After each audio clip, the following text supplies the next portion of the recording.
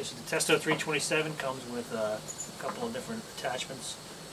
One is our gas probe, and the other is a printer that we can print out the results of your test on a nice little sheet that you can keep with your receipt for our services, so that you can reference it in the future if you need to know what your burner was performing at, let's say, 6 months ago. We're going to access the flue gas. What we want to get at is the undiluted flue gas inside the burner, and there's a little test hole here on the front of the dilution panel that'll let us get access into the burner with our probe. So I'm going to go ahead and insert that now.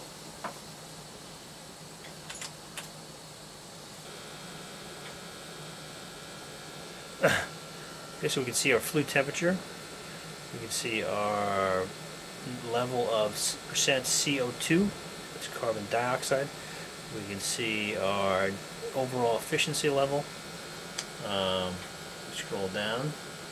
We can see O2, and we can see CO. We're at 2 parts per million CO. So with those results captured, I'm going to go ahead and turn on our printer, and I'm going to select print, so that you're going to have a hard record of our results to keep with the receipt from our service, so that in the future, if you want to reference how your burner performance is doing over time, you can reference these receipts, and it'll be able to give you an idea of whether performance is degrading or not. Okay, so we're going to do a real quick draft test on our boiler here. I'm going to select draft on the Testo, and I'm going to select start.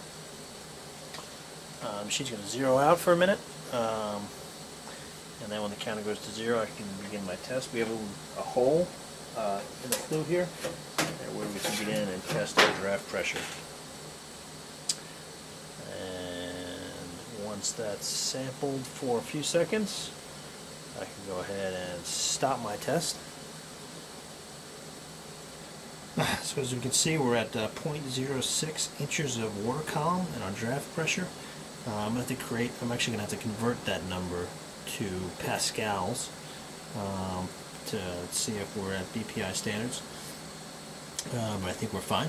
1 pascal would, 1 inch of water column would be 250 pascals, and what we're looking for out of this one is 5 pascals. So I think that this should be fine. Okay, so when I plug the results of our draft test, our 0.06 inches of water column result, into our little calculator, and I translate to pascals, we end up with 15 pascals. 15 pascals is more than enough here. BPI minimum standards would be 5 pascals. We're 3 times that. So as far as our draft pressure is fine, we're good.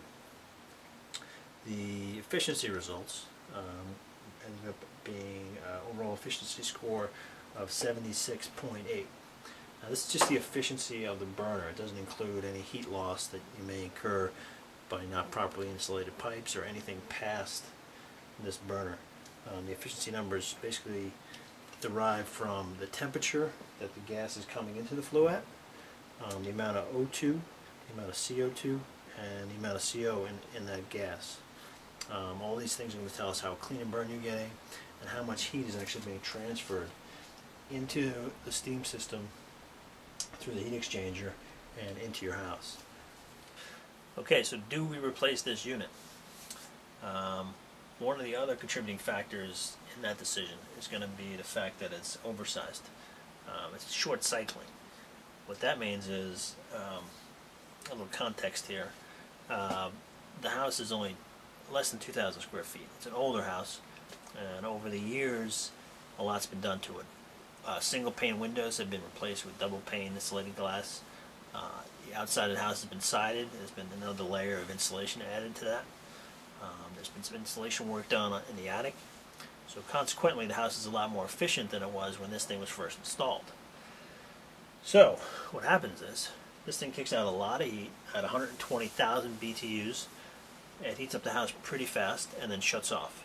And while it's off, all the heat that's stored, all the latent heat that's stored inside this boiler unit just escapes slowly through the flue. It's an energy loss that can be eliminated if you downsize or derate the boiler and put it in a smaller one, basically, that will be on more often or more steadily during the cold season and deliver the right amount of heat to the building at a more steady, even level. That will improve efficiency. Also, the numbers that we were getting off here were 76% efficient.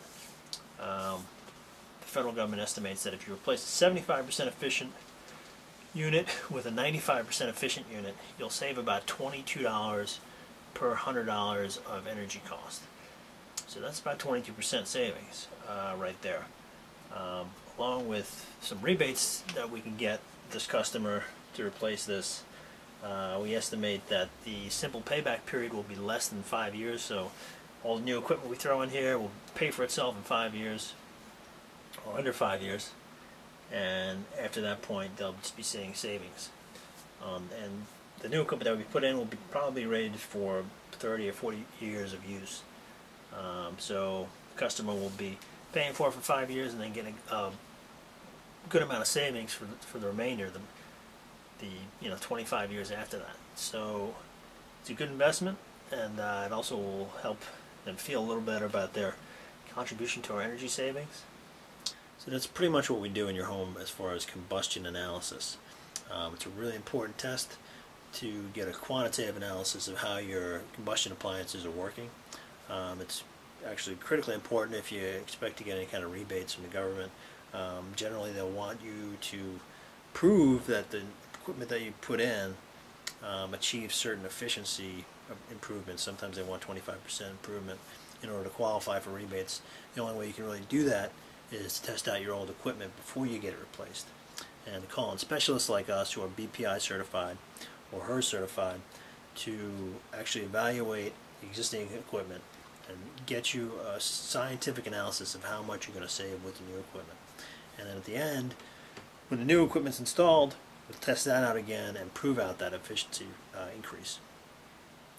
One final note, the equipment that we tested today was natural gas, but if you have oil heat, the same tools, the same techniques apply, so we can help you out if you have oil heat as well.